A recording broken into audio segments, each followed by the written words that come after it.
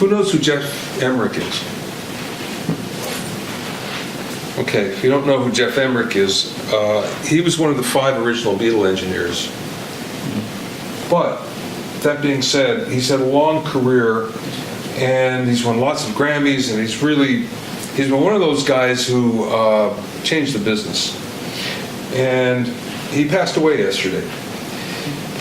That being said, I want to tell you a couple things about him that really will make a difference in your life as well. Now, Geoff, when he first started at EMI, everybody, all the engineers, wore a white shirt and a tie and a jacket. If you're an engineer in the studio, that's right. And all of the techs wore lab coats. It was very, very formal. And their training was, this is the way you do things and you don't do it any other way. For instance, most drum kits had one mic over them. And maybe a second mic on the kick drum. Geoff broke all that. Geoff was the first guy to actually say, no, let's mic every single drum. Let's close mic them. Let's bring those mics up near the heads. Let's put a microphone inside the kick drum. Now, the EMI powers that be freaked out. And he almost got fired because this was violating all the rules. Geoff was also one of the first guys to use flanging, tape flanging, something that we can get in a flash. It wasn't so easy back then. Reverse tape, things like that. Miking amplifiers. All amplifiers were mic'd from a distance. Now, it still sounds pretty good to do it that way, but he was one of the first to bring it up close. Again, he almost gets fired for this because that's not the EMI way. So why do I bring this up? It's going to be different for you guys when you get out of here, because it's exactly the opposite. Now people are expecting you to experiment. They're expecting you to come up with new sounds. They don't want the tried and true. They want you to know it in case you have to go back to it, but generally speaking, they want you to come up with something that's brand new. And you can thank Mr. Emerick for that, because he's the one that broke the doors down. The interesting thing about all this is the fact that now, of course, we can show up at the studio and look, I wouldn't say almost any way, but that's not exactly true. Because if you show up in shorts and flip-flops, that's usually not going to cut it. Not unless your artist is doing the same thing. Usually they expect at least some sort of, they expect you to be clean and smell nice, things like that. They expect you to not only be on time, but be way, way, way early, generally speaking. And they expect you to do certain things that if you don't do it, guess what? You're gone. And the reason why is there are so many people trying to get these gigs. There's just so many. That being said, there are things that change the way you're perceived and give you an edge in the real world. I'll give you 2 things, big in my estimation. One is attitude. If you don't have a good attitude, you're gone. Because, let's face it, you can take engineers and you can interchange them, and the skills are the same. Everybody knows Pro Tools, everybody knows signal rounding, everybody knows the same. But it's how you get along with people that makes a difference. Now, I'll tell you a story, and it's not one I'm very proud to tell, because this is me. When I was young and stupid, I thought that I kind of knew everything and I knew how it should sound. And I was mixing something with the client, and I got what I thought was a wonderful sounding mix. And the client came in and started to pick it apart and saying, can we get more of this on the snare drum? Can we get more of this on the guitar? And I stopped, I refused. And not only that, got angry at him, and we had a shouting match. Well, guess what? Guess who loses in a situation like that? Yeah, it was me. And I learned soon that that's certainly not the way to do things. No matter how much you think the client is wrong or is stupid or is crazy or can't hear, the client is right. You have to do what they want. So, of course, I fell in the line and my life got better. And I got better gigs. Funny how it works, huh? There's a second thing, though, and so attitude is really big. Attitude really makes a difference when it comes down to it. If you have two people with the exact same skills, the one that's fun to be around, that's the one that will get the gig every single time. And even if you have two people and you have one that's way more talented, if the other guy is fun to be around, he or she's going to get that gig, guaranteed. Especially if you're going on the road and you have to be with somebody for 6 weeks or 6 months. Boy, nobody wants to be around somebody who's a drag. Or in the studio, no one wants to be around somebody. After 12 hours, you're going crazy because you're really tired. Nobody wants to be there at that point. You don't want to be around somebody who's whiny. So, attitude always wins. It's really important. What's the second thing? It's detail. Attention to detail. It's really, really, really important. Now, let me give you an example of how important. You guys know about Westlake Studios? Mm-hmm. Yeah, you've heard Westlake, where Michael Jackson cut all of his big hits. I was over there recently, and I was talking to one of the owners, and he was telling me what their new interns have to do. And the first thing they teach them, the very first day, is how to clean glass and mirrors. And what they do is they have them take the flashlight out, their phone, put it on flashlight, and make sure that there is no streaks anywhere. Now, why? Well, because if you can do something simple like that and do it really well, then you're going to do something that's hard really well. So, I have a challenge for you. Every day, do one thing, just one thing, as good as you can possibly do it.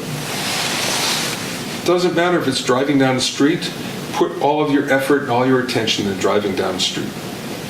If you're doing something for class, do it as best you can.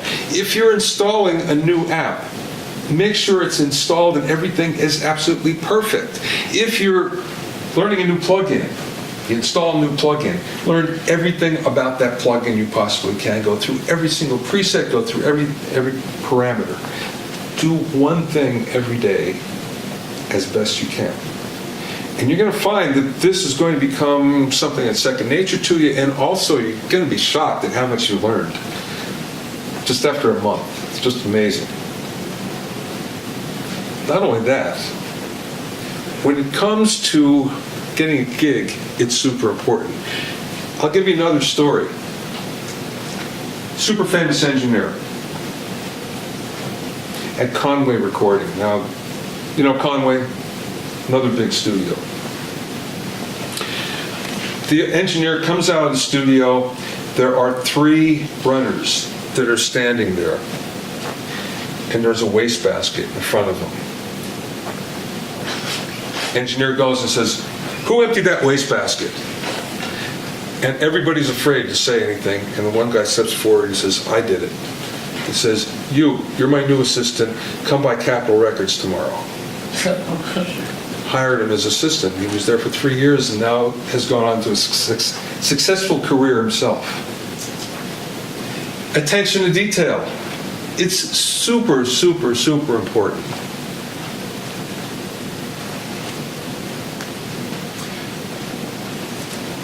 Let me ask you guys, girls, women. Yes. Tell me, who wants to be an artist? Okay, a lot of you. How about, who wants to be an engineer? Yeah. Engineer, artist. Producer. Mostly. Songwriter. Yeah, of course, almost everybody. we live in a world where we do it all, right? It didn't used to be that way, but it is now. We do it all. And we got to know a lot. We got to be good at a lot of things. You can't be good at everything, but you can be good at a lot. And we're all hybrids anymore. Music is a hybrid. It's a hybrid of the classic way of doing things and a brand new way of doing things. It's all different. When I sit and I analyze a song, I'm amazed, because it's like, okay, this is definitely the way it's been done for 40 years. This is completely new. So, what that means is you're always on the cutting edge, and you're always learning. Just because what you learn here is quite a lot, and you're going to be really prepared when you go out, it's not going to be everything. And it's not going to be everything you need. So you have to look at this as if you're getting the key. And you're able to put it in the lock and open the door, but you still have to go through it. And you still have to walk your path. All you're getting is the key here. Walking the path is important, though. You have to pay your dues. Things can happen really fast in this business, but boy, they can take a long time too, and you have to be prepared. You really got to love this business, and you have to be prepared for it not to work out for you. And there's lots of engineers out there that have become successful that waited 15 years for that to happen. And I'm not saying that happens to everybody, but then again, there are some that within a year of graduating a school like this that had some success. I'm not saying that's going to happen either. Or like the intern I just told you about with the wastebasket. Of course, that doesn't happen all the time either, but it does happen. That being said, the number one thing I hear from studios, from engineers, from producers, number one thing I hear is when I get somebody from a school, they think they know it all. And they don't. And they're not willing to put in the work. Don't let that be you, because it's going to hold you back. It's going to stop you from getting a gig or stop you from going further in your career. Now, a lot of you don't want a gig, right? Because you want to be artists, songwriters, producers. I get that. But guess what? We're all entrepreneurs in this business, no matter what we do. If we get a gig, it's not going to last long. It never does in this business. If you're lucky. Okay, let's say you get a gig at Capitol Records, at the label. How long is it going to last? Well, if you're lucky, it'll go 3, 4, 5 years. But guess what? A new regime will come in and then you're gone. So we have to be entrepreneurs. We have to think like entrepreneurs in this business in order to really get along, in order to go to the next level.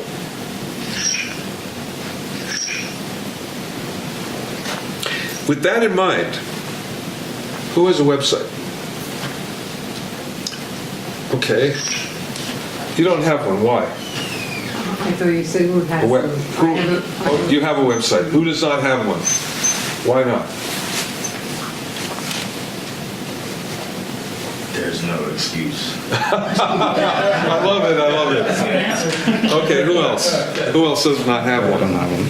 Why not? I just haven't put the time into structuring what I want, like visually. Yeah. And I haven't really dictated to someone, because I can't do it myself, but I haven't. You probably can, but you just don't know it yet. How about you? I don't have a website for audio because I'm in the pre-production stages, putting like material together for content, and I have a website for real estate because I'm a realtor. Ah, excellent. Okay. Who else doesn't have one? How about you? I don't have one because I'm between choosing to still keep on my performing, artist, might say, or converting myself into just an engineer. Okay, or a so live engineer, you don't know what you are yet. Yeah. Yeah. Okay, I get it. Mine is for design, though. I don't know. It's for design. Okay. Let me tell you why a website is so important to you. And, okay, now, before I go there, who has a Facebook page? Yeah, just about everybody. Instagram, who's on Instagram? Which you like better, Facebook or Instagram? A little bit of both, huh? Who has a YouTube channel? Okay. Out of all those, we just talked about website, YouTube, Facebook, and Instagram. Which is the most important? I told you already. It's your website. Why? It's the only thing that you actually have 100% control of. You don't have control over Facebook. You don't have control over YouTube. They change that all the time. You'll be on it, next thing you know, something has changed, the look has changed, all of a sudden the profile is different. The only thing that you can possibly have 100% control over is that website. Who's in a band? Do you have a website for your band? The band does. The band has a website. How about you? Okay. Do you have a contact page? Yes. How to contact. Do you have a booking page? How to... Word. One of the things about a website is it will give us it will brand us. And I want to go over branding for a second because, and it seems like I'm jumping all around. Yeah, it's true. But I'm hoping to actually get to a point at the end. Brand. Everybody has a brand. And it doesn't matter whether you're a songwriter, whether you're a producer, an engineer, a musician, an artist, it doesn't matter. We all have our brand. We all need our brand. We have to worry about it. What is a brand? Well, traditionally what it is it's a similarity in product and service. So basically, a similarity in quality. So, like McDonald's, for instance. No matter where you go in the world, you see the golden arches, you know what it is, right? Mm-hmm. No question. No matter where you go, you see a Big Mac. A Big Mac is Big Mac is Big Mac. Doesn't matter whether it's good or not. The fact is, it's pretty much the same, right? Well, that's what we're trying to do with ourselves. We're trying to brand ourselves, brand our band, brand our music. And you're probably going to say, how do you do that, right? And you wouldn't be alone because most people don't know how to do this. And I'm going to give you 3 simple steps in order to brand yourself. Here's the first one. Well, I'm going to give you 4 actually, but the first one is figure out who you are and what you're going to do.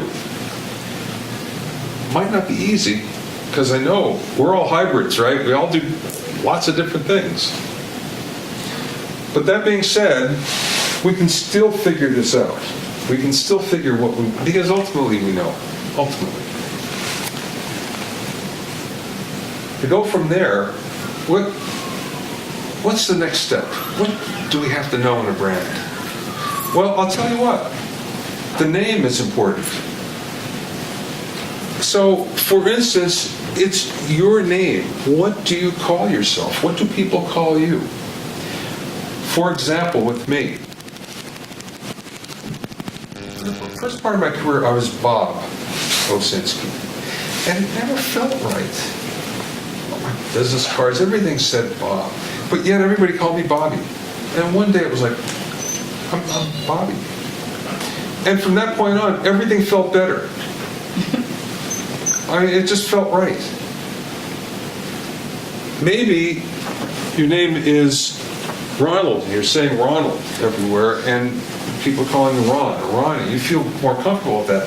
That's what you have to do. You have to figure out what that name is. What if you have a nickname, and you're branding yourself as something other than a nickname, something other than you're comfortable with? That's the first thing. Figure out what that name is. It feels good to you. Second thing, pick a color. Boy, this seems so simple, doesn't it? If you ever take notice, I'm always in blue. Why? After years and years and years of people saying, you look good in blue, it kind of dawned on me, oh, well, then maybe everything should be blue. So if you take notice, my website's blue, business cards are blue, everything has blue in it. It's my brand. Pick a color and stick with it. Put it on everything. Your website, all of your profiles on social media. It should be on business cards. It should be on posters for your band. It should be the same everywhere. Number 3, pick a font and stick with it. One font and one font only. That is your font. That should be your name. So, what do we have? Name, color, font. 3 easy things that you can do right now, today, will improve everything you do and will be part of your brand. Your brand is super important to you, and you have to start on it now. Now, what else is super important? We're living in a day of social media, an age of social media. How much do you post? Anybody post 4 times a day on anywhere? 4 times? 5 times? More than that? Okay, and who posts once a day? Who posts once a week? Yeah, it's more like it. Okay. Here's a secret. You should figure out what is the most comfortable for you and stick with it. If it's once a day that you can do, always do once a day and do it religiously. And preferably do it at the same time. So in other words, you'd say, I can do this at 9 a.m. and you post at 9 a.m. every day. Wherever it is, doesn't matter. Post. Or if it's like, you're not going to do this in YouTube because, nobody can really do it. I shouldn't say that. Most normal people can't do a video a day on YouTube. But you can do one a week or one every 2 weeks or once a month. And then the way around that to build your brand would be, I'm going to post every Tuesday at 6 p.m. or every other Tuesday or the second Tuesday of every month. That's 6 p.m. Religiously, you do that because people then expect it. That's how you grow a following. The more you post, the bigger the following. When I started online, probably like you guys, many of you, I didn't have any followers at all. None. And over the course, and my blogs, for instance, I've had 7,000 posts over 6 years, I think. Something like that. Now, this is 2 blogs. I post every day at 6 a.m. on each of my blogs. How do I do that? You might think. I don't get up at 5 a.m. Well, what it is you schedule everything. You can schedule on just about any social media app. There's a scheduler. You can schedule it. You can write it 2 days in advance and post it. And I do this when I go on vacation. I'll post a whole week in advance, and it'll just roll out. Now you might think, well, wait a second. How do you do that if you're certainly not posting anything that's relevant that's happening right now? There are exceptions to this. The exceptions would be if you're at something that's particularly dynamite that you think people that are following you would really want, then you're allowed to do it more. That being said, you got to tell people in advance you're doing it. Here's the secret. If you want to post a lot in a day, you tell them in advance. There's a cluster of posts coming up. Or else, a lot of times they'll just say, oh, it's too much, you're filling up my feed. Forget it. So you just tell them in advance. Now, what do you post? This is super important. If you get nothing else from me talking to you today, please get this. Stay away from 2 things. Can you guess what they are? Lying and cheating. Well, that's good, but religion and politics. Yeah. Yes. You know, it's always been a thing in the studio, and this is every studio. Studio etiquette basically says you can talk about anything, but you just don't talk about religion and politics. If you want to make sure that social media doesn't come back and bite you in the ass, and it will, stay away from those two subjects. I've seen people not get a gig, or get a gig and then lose it within a week because of things they posted on social media. So it's super important that you look at this, you make sure. Now, here's the way I would do it. Post about professionally. We're talking about professional stuff. You post about who you just worked with, who you're working with now, and who you're about to work with. And if you limit it to that, you're never going to get in trouble. Here's the exception. If there's something that's life-changing to you, if there's a life experience, you get married, you have a birthday, an anniversary, something like that. Sure, you post all about that. People want to know about that. Other than that, if your personal feelings, you keep them to yourself. Anything super personal, you keep it to yourself. Any kind of religious or political views, you keep them to yourself. Am I suggesting you censor yourself? Yes. Yes. And the reason why is you want to get a gig. You don't want this to hurt your chances in the marketplace. You want to get a gig with somebody, or you have to be an entrepreneur. You can't piss off your clients. And that's a good way to do it. I have a good story on this. There's a band I was working with just recently, and the drummer was super ultra right wing, and the other three players were kind of left leaning. And they all posted from the same Facebook account. Well, it really hurt the band because of the extreme views of the drummer, right-wing views. I'm not saying there's anything wrong with those views, except he was very, very super right-wing about it and militant about it, and it reflected bad on the band. So, and reflected bad where they lost gigs. And the reason why is a promoter would look at that and say, maybe the wrong people are going to be coming to this, to see them. So again, these are things, unintended consequences we're not thinking of that are really important. So if nothing else, please, just be careful what you post on social media. How are you doing on time? Okay, I know you probably have some questions about stuff, but before we get into that, one final thing. Something I call a napkin rule.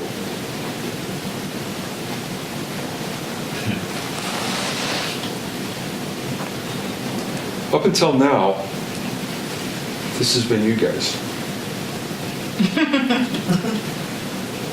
Feed me, show me, tell me, give me. When you leave here, everything changes. And then it becomes this. How may I serve you? Because no matter where we are in the business, no matter how far up the food chain, you're going to be serving somebody. You have to be prepared mentally for that to happen. So with that, I'm available for your questions, if you have any.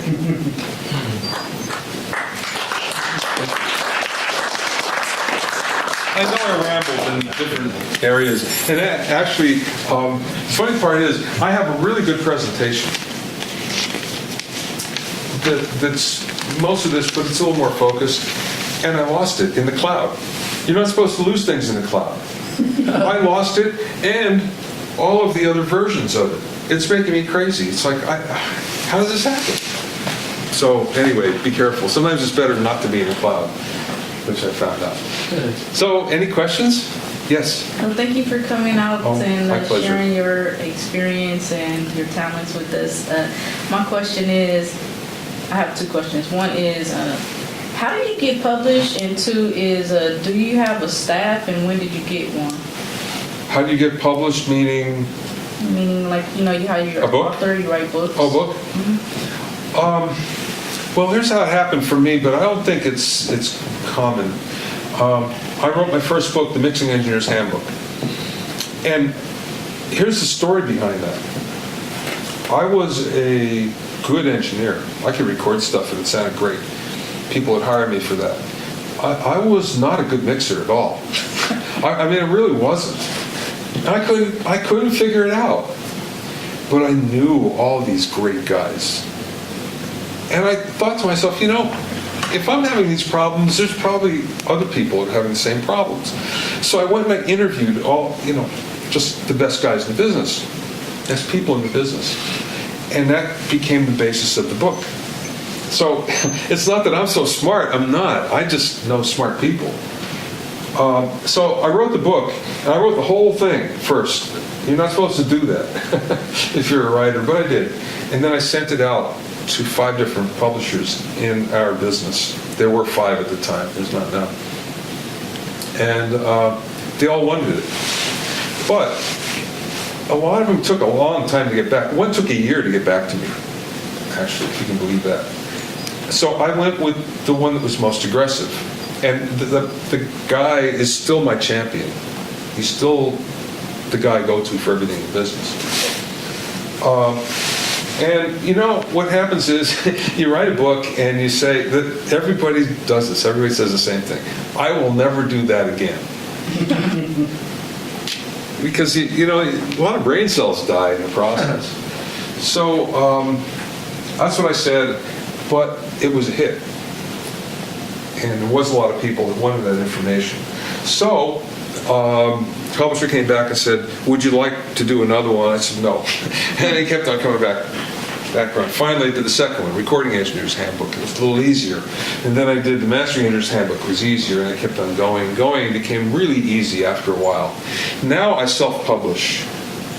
I can do this and do well at it because I built up my audience from having a real publisher. Now, I get asked all the time, how do I get a publisher? Or how do I get an agent? I don't know, I never had one.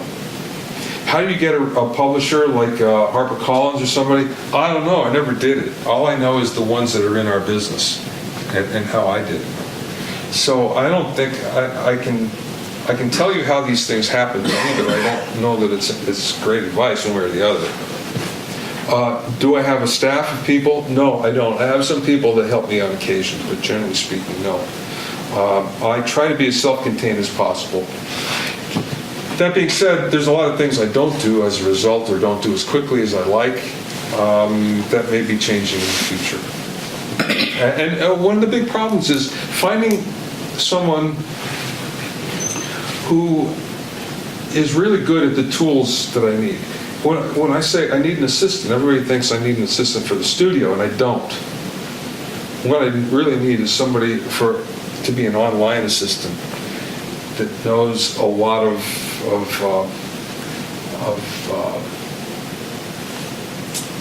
different online sites that I use, backline infrastructure. That's hard to find. So I hope that answered your question. Yeah, I don't know what it did. Anybody else? Yes. How often do you find yourself behind a mixing console, actually working on sessions? In these days? Okay, that's 2 questions in my mind. How often do I find myself behind a console? Rarely. How often do I find myself mixing? I do 1 or 2 projects a year anymore. I only work on things that I really like. I don't have to do it for the money anymore. I did, and I would take anything, like everybody. You know, when you're doing it for a living, you have to take everything, and you do. I don't have to anymore, so I just take stuff that sounds like a lot of fun and with fun people. So, you know, there's the qualifier again. If someone's going to be a pain, I don't want to work with them. You just cut it out? Well, I can suss it out ahead of time for the most part. And it's usually somebody that's super particular. Here's the problem that mixers have these days. And most of them are fixing it. There's two big problems that mixers have. The first is the tracks that you get in, because they're god-awful. And please, don't do this. Please, please, please, please. Because mixers in general, we all complain about this when we get together. It's how bad the tracks are. Recorded poorly. Most of the time it's because for people not like you, I mean, you're getting skills. You're figuring out how to do this. You're getting really good instruction on how to do it. So it's not going to be you for the most part. But it's coming from musicians that are doing stuff in their house that don't know how to record and do it badly and have 10 plugins on everything. So the tracks come in bad. There's bad edits. There's noise, there's clicks and pops. And it takes a full day of prep that you can't charge for just to get it ready, get the mix ready. Here's the thing that makes everybody crazy. It's naming tracks. So what you'll get in, there'll be a mix and it'll say, Bob, 1, 2, 3, 4, 5. Oh, what does he play? I have no idea. You know, or guitar 1, 2, 3, 4, 5, 6. Well, what's the difference? Is it guitar and chorus? Which means that you have to sit and you have to listen through every single one, figure out what's going on. Okay, and one's a distant mic. Okay, but it's not marked. Or this is really bad too. You'll get something in, and it'll have guitars are usually the big problem. So. There'll be 6 mics, and it'll be mic'd, you know, there'll be a U47 in front, and there'll be a far mic, and a close mic, and a mic in the middle, and you know, all sorts of different kinds. And it's like, well, why are you giving me all these? Well, so you can choose which one's best. No. That's what you do ahead of time. You figure out what you like, you pick it, so I don't have to deal with it. So these are some of the problems that, you know, just right up front that you get. Now here's the second set of problems. It's the revisions. And what ends up happening is clients know that it doesn't take long to do a revision. Because a lot of times all it is, you know, you call it up, call the session up, you go in, you do your tweak, it's done, you export it. Well, it doesn't take long, but it takes long enough. You know, you do enough of those in a day and it will ruin your day. So one of the things that starts to sour mixers is when they have to get into 15 and 20 revisions, which happens on occasion. And a lot of them are really simple, like and stupid, like, can you increase the hi-hat 0.2 dB during the chorus? It's like, no one is ever going to hear that. No one will buy this or not buy it or listen or not listen to it because of this. But yet, you're expected to do it.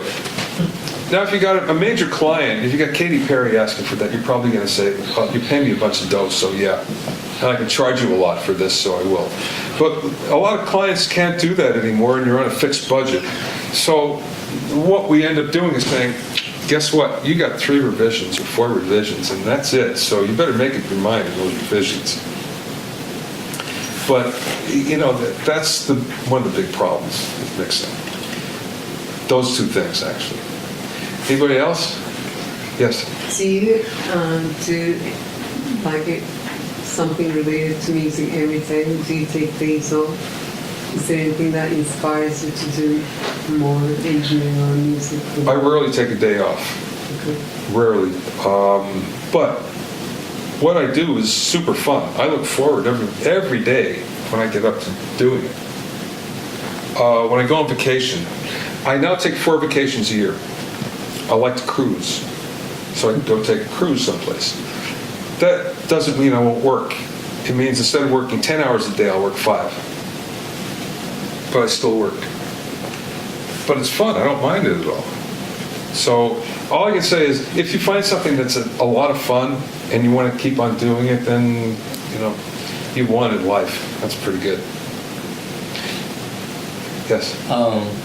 When you first started, were you always into like engineering, the technical side, or was it like you were like having a a band with your friends, and then one day you were kind of like, you know what, man, I'm just, you know, for part better. If I'm better off with just, you know what I mean? Or I wish. No, here's my story. I always thought of myself, and I still do think of myself as a player first, a musician first. And I was a guitar player and a keyboard player, depending on different times in my career. And up until I was about 40, that's mostly what I did. I toured a lot, I did a lot of studio work, but from the time I was really young, I was also recording. I had a big deal back then. I had a 4-track tape recorder. And, you know, we don't think much of it today, but you didn't have those back then when I started. And I had one in high school. And I learned to record early, and I got really good at it. What really pushed me over the top, I was in a band that was signed to Polygram. Polygram is one of the 6 major labels at the time. It's not around anymore. Actually, it is a subsidiary of Universal. And they had a really good demo studio. And they let me record the demos, their songwriting demos and stuff. So I got good because I was recording all the time when I wasn't playing. So that was a big part of it. But, and then what really stopped me from being a musician, I did a tour with a very famous guitar player. I was his musical director. I don't want to say who it is. And it was a pretty god-awful tour. It was bad because this famous guitar player would be just the loveliest English gentleman during the day. And then he'd go off about 5 o'clock or 6 o'clock. And when I'd see him again, his eyes would be pinned. And he'd just be a different person. I never saw what he was doing. I don't know what he was doing. And what did it for me is one night we'd get on stage and the band would play for about 20 minutes and then he would come on. He comes on stage and his eyes are like slits. And he picks up the guitar and he says, and he plays the solo for 20 minutes and he says, "Is it my turn to play yet?" I'm done. I'm out of here. And after the tour, that was it. I just decided I was going to concentrate on being in the studio and being an engineer and a producer at that point. So that was kind of it. Now, that being said, I probably would have been better off if I would have made the decision way earlier. I mean, you carry on a dream. I carried it on way too long. And if I would have said, you know, and if I would have went to A&M when it was around, or any of the big studios, I had jobs offered to me, and I could have learned from some really good people. So all I can say is you take your own path. That was mine, and it worked out okay, but it probably could have worked out better in a different way. So, anybody else? Yeah, Lance. I kind of know the answer to this, but I want to for these guys. Has your social media led to work for you? Oh God, yes. So here's what happened. I had these books out, and people knew me from the books. They're in colleges all over the world. But yeah, there was something missing, and I got into social media and blogging very, very early. And I did it with one specific purpose, to brand myself. So everything was Bobby Owsinski's Inner Circle podcast, or it was my production blog, or whatever. And it was always my name and my picture every single place. And when I first started blogging, I think I had 10 people the first week. And next thing I know, it's, 100,000, 110,000, something like that. It's a lot. And same with podcast. Podcast, I don't know, 7 people, first one. And now it's in Apple iTunes top 200. I wish it were in the top 100, but we're working on that. But anyway, there's a lot of people. I think it's over 100,000 there as well. So has it helped me? Yeah, I'll tell you where it's helped me. I'll go to a show, a trade show, NAM or something like that, and I'll be walking someplace and someone will notice me and they'll say, I love your blog. I love your podcast. That's how I know it worked. Because they used to say, I love your book, and now it's less. It's more the social media stuff. Has it helped? Yeah. Do you listen to music a lot or follow what's going on? I follow it. I listen. I can't say a lot. Not as much as I used to. But I do. And I do listen to whatever's new that I can get my arms around. There's some things I can't. Honestly, there's some things I can't. I don't understand it. It doesn't mean I can't learn from it.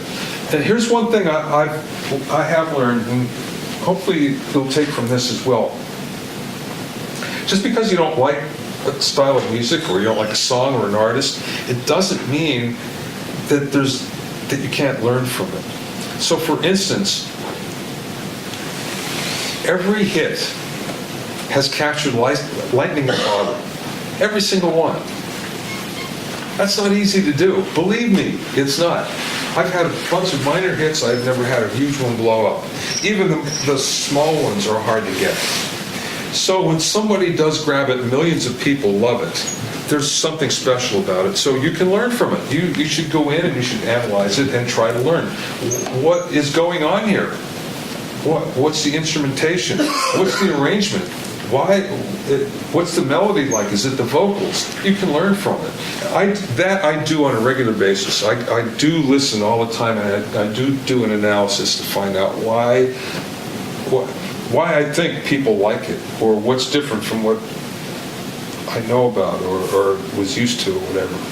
But yeah. Anybody else? Yes. Bobby, this is kind of like my department asking you for some advice. I'm focused a lot on the quality of outcome with a lot of the students here post-grad. One of the biggest things that I guess a lot of post-grads have to develop is I guess self-value when it comes to freelance work. I mean, we all know that here there's either regular employment and then there's self-employment, there's freelancing. The biggest obstacle that they come across a lot is determining how much they should actually charge a client. Because my credo is don't work for free, and then charge something. But what's the best advice you could give to these people in this room right now? How do you determine how much you should charge and how much is too much? And of course, don't work for free. You know, I've asked this of a lot of people as well. And I've heard from a lot of people, especially on this.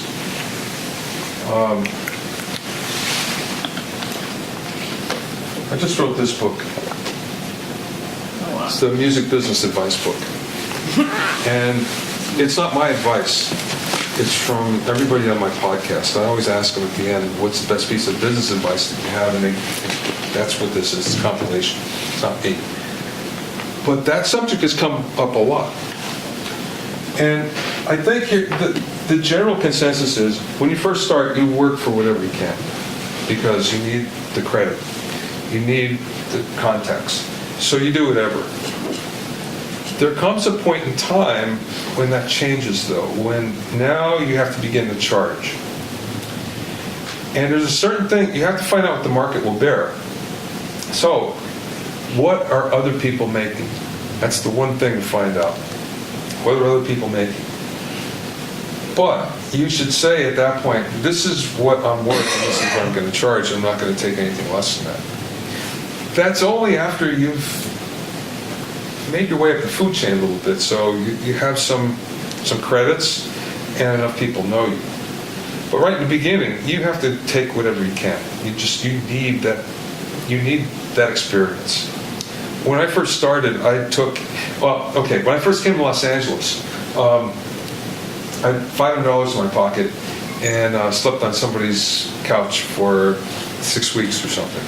I took every gig I could possibly get. I did, as an engineer, as a producer, not so much as a producer at that point, as a player, I did commercials. I did good movies and bad movies. That's music. Sometimes it was recording it, sometimes it was mixing it, sometimes it was playing on it. I worked with really good bands and really terrible bands, engineering them mostly. I worked on everything you can think of just to get my name out there. And what's kind of interesting is all of a sudden there'll be a bunch of people with you that kind of grow at the same rate. And when one person hits, then they kind of take everybody along. Everybody else has the advantage of that. So that's why you want to go out there and work as much as you can, because otherwise that doesn't happen to you. But there does come a point in time where you go, this is what I'm worth, sorry, you know? And people will say we can afford it or we can't. It's up to you whether to walk away or not. It's the first time it's tough to walk away because you're thinking, especially if you go, I really need the money. That's the hard part. But usually you're better off if you do it. And this is a constant as well. What most people find is when somebody comes to them and they come up, they say, let me give you this, and I'm going to give you more money later, or there's somebody going to see this or whatever, and there's always this other carrot that's dangling. Work for this this really cheap amount, and then this is going to happen later. The later never happens. So if someone does that to you, then it's better not to do it for the most part. If someone is pretty honest with you and says, sorry, this is all I have, sometimes it really works in your benefit. Let me tell you a story where this really worked. I have a friend, Phil Rohr. Phil's a bass player for a long time, and then, like me, I guess, decided he was going to go to the studio. And studio in his house, he does a lot of like ADR and stuff like that. But one day, a guy called him up. He's Australian. He says, I have to do a quick ADR. I only have $50. And Phil normally wouldn't even get out of bed for that, but he thought, well, I'm not doing anything this afternoon. Why not? And that one decision turned into a huge $1 million gig for him. He now does everything in Los Angeles for everybody in Australia. So for instance, all the Australian networks over there, the Australian film companies and production companies, if there's an Australian in Los Angeles that has to do something, they go to Phil's place. Now, that was from that $150 gig. So you can see that sometimes it does work to your effect, but usually if somebody comes to you and says, you know, if you do it for this amount, then next time I'm going to give you more money later, or then there's this gig. Man, that hardly ever works. You know, I like working on spec. Do it for nothing now, and when we get signed, then you get some money. Yeah, that never happens, I got to tell you, never. I've never heard of that happening to anybody. So, beware. Anybody else? Hey, Yeah. I'm gonna come over here more often. I'm kind of late though, man. I missed the lecture, but I always watch it on YouTube and on Namrok, right? Yeah, well, it's being recorded, yeah. Yeah. So check this out though. I've been experiencing some of these plug-ins. You know, I took me a week and a half out school and work.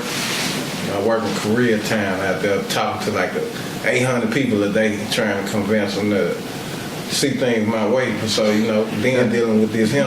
Yeah. For years of my life, though, I've been experiencing something with all these plug-ins that we been blessed with, right? Yeah. The more I start like freaking with them, it's like I find something that's like real different, like the compressors and everything. Like there's something like I can pan to the left and it'll come out my right ear, and the octave kind of like right at that little mellow pitch. Then I go messing with a little something for a second, and then the octave just peak up and then have that sway back to it. Man, well, this shit's beautiful though. You hear me? What's your most favorite plug-in to use, man? I don't know that I have a favorite, but I have ones I use all the time. Yeah. So the ones I use all the time are pretty standard from Universal Audio. The DBX 160, because it's great on drums. The LA2 on vocals. The 1176 on pretty much everything. The LA3As, which sound fantastic on guitars. There's just something special about them. So those are my go-to plugins. For EQ, Fab Filter, hard to beat that. On Master Bus, the last record I did had 0 processing on the Master Bus. Nothing. Why? Every time I put something on, it didn't sound as good. Sometimes it sounds better than you want to use it. This time it didn't, so I didn't use any. Just goes to show you can, in fact, do something without plugins. But usually it'll be a PSP Vintage Warmer, Cambridge EQ, SSL 4000 bus compressor, and some kind of limiter, either a Fab Filter limiter, or, which is very good, or the precision limiter, UAD's precision limiter, just so there's no overs. And that's kind of standard for me, those kind of things. But I'll try other stuff in it. Oh, for reverbs, it would be, I like the exponential audio stuff. It's basically the same engineer who did all the Lexicon stuff. Now, went out in his own, it's exponential audio, a lot cheaper and better.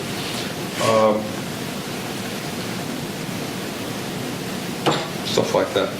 So, you remember, you familiar with Larry Nix, man, out in Memphis? At Audience Studios? Oh, sure, yeah. Yeah, Larry, I talked to Larry like a couple weeks back, right? And I was telling them about this is what they call that shit, audio, what's this stuff your boy used all the time from Flower? That shit, Auto-Tune. Ozone, yeah. Now check this out, Auto-Tunes. Now, Auto-Tune. this Ampers, I think that's the name. Yeah. What you think about, what's the best way to like implement it into like, I've seen a lot of guys that experience younger than me, they use say the keyboard or some little MIDI or something. What's the best way to implement it into your music if you're gonna use it, man? I don't use it. Dig. It's rare. I mean, here's the thing. If you do this right, if you produce something right, you don't need it. Yeah. So what does that mean? The vocalist does it multiple times till they get it right. And then you go in and you comp it and you find the best parts. Old school. So, yeah, I mean, that's the best way. It sounds most natural. I do use it if there's something that's so way out that I can't fix, but I don't quantize it. I bring it down. It's not even perfectly in tune. I'll just bring it in close to in tune.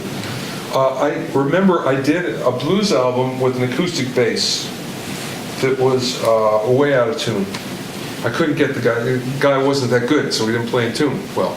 And I used it all over that, just the bass on the album. So you telling me I can use my Auto-Tune not just for like it is nowadays vocals and shit? Yeah. We can use Auto-Tune yeah. on the instruments just to like fine tune it real quick. Well, certain instruments it works better than others.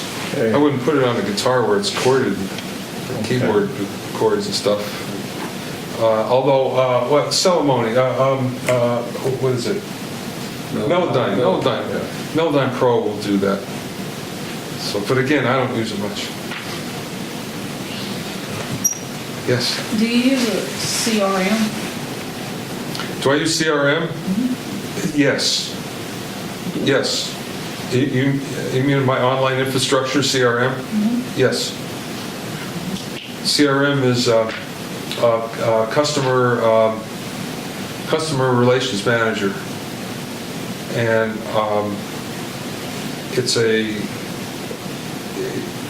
it's an online service that basically makes sure that a product is delivered to everybody. If someone takes the money, it makes sure everybody gets paid, all that.